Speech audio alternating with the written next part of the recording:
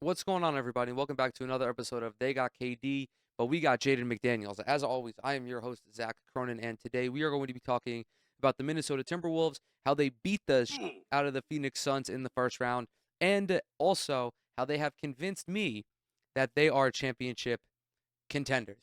For most of the season, or for actually the entire regular season, I was skeptical of Minnesota's chances of making a title run.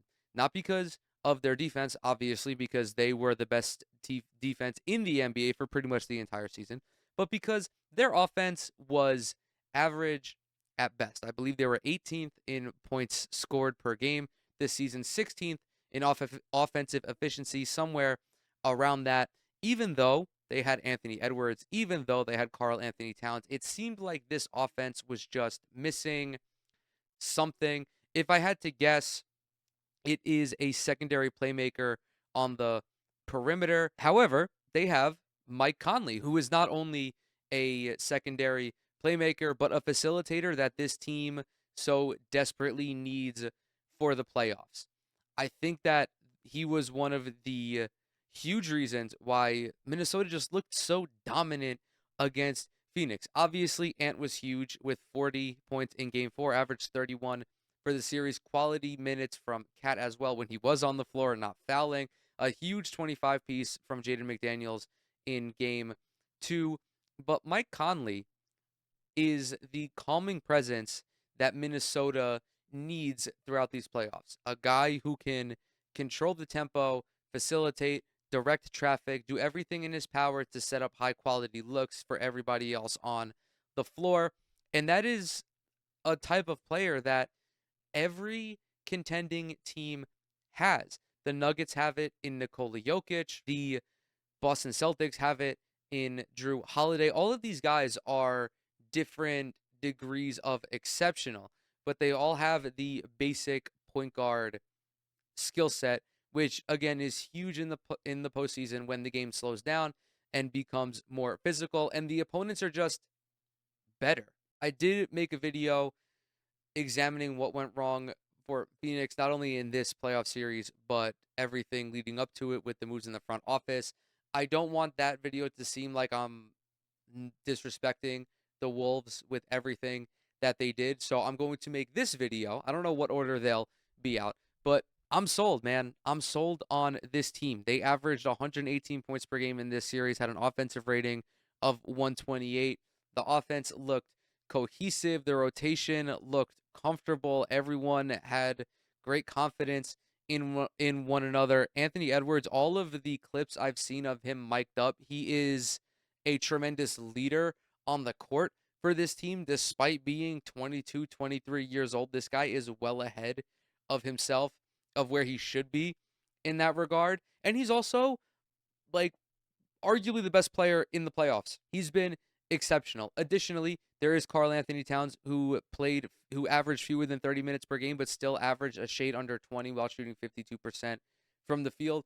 This offense is the opposite of everything I saw in the regular season. Granted, I didn't watch every Timberwolves game, but when I did watch them, the offense, particularly at the end of games, looked a little clunky. They looked confused. I don't really know how to explain it, but I didn't see any of that in this series.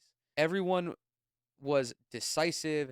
They had a game plan that they didn't steer away from. They took advantage of everything that Phoenix gave them on the defensive end. They got timely performances from McDaniels, as I mentioned. Nickeil Alexander-Walker hit a couple big threes for them. It's hard to say one thing that took Minnesota to the next level. I think it was a combination of everything. I think that the slim down rotation was huge for them as well. They really only played 7 guys in this series, the seventh being Naz Reid, the six man of the year winner.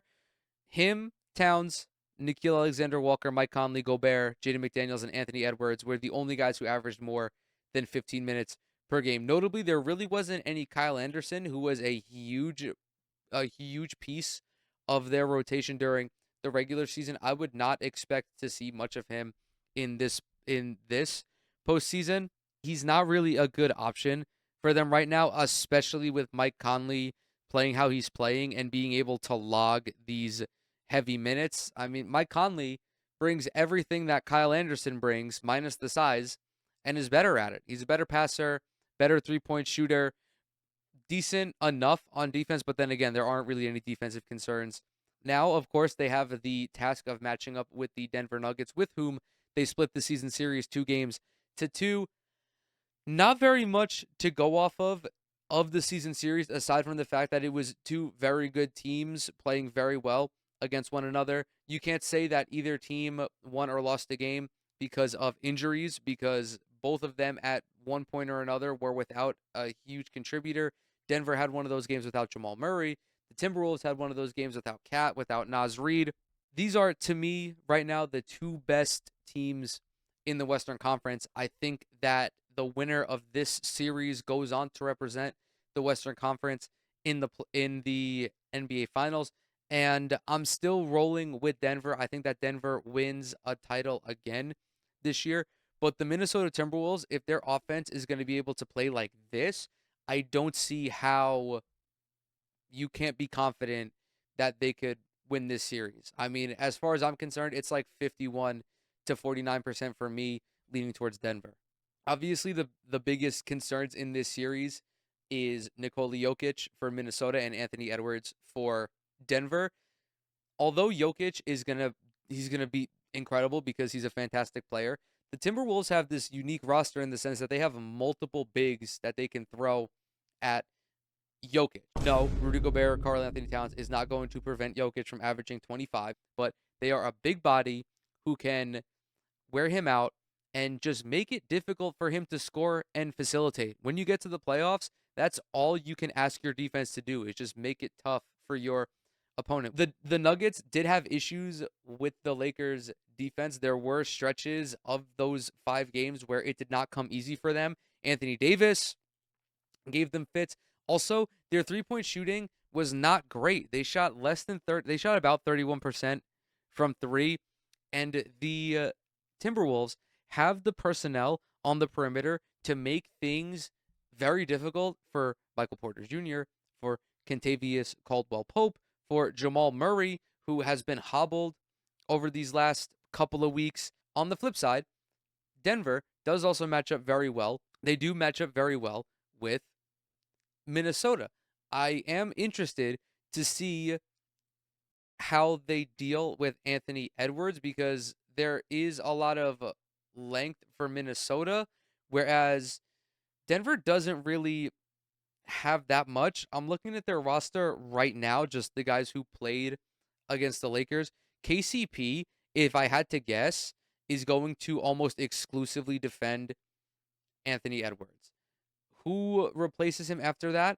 I'm not sure. Maybe we get a little bit of Aaron Gordon, but then again, you're going to need Aaron Gordon to guard either Karl Anthony Towns or Rudy Gobert.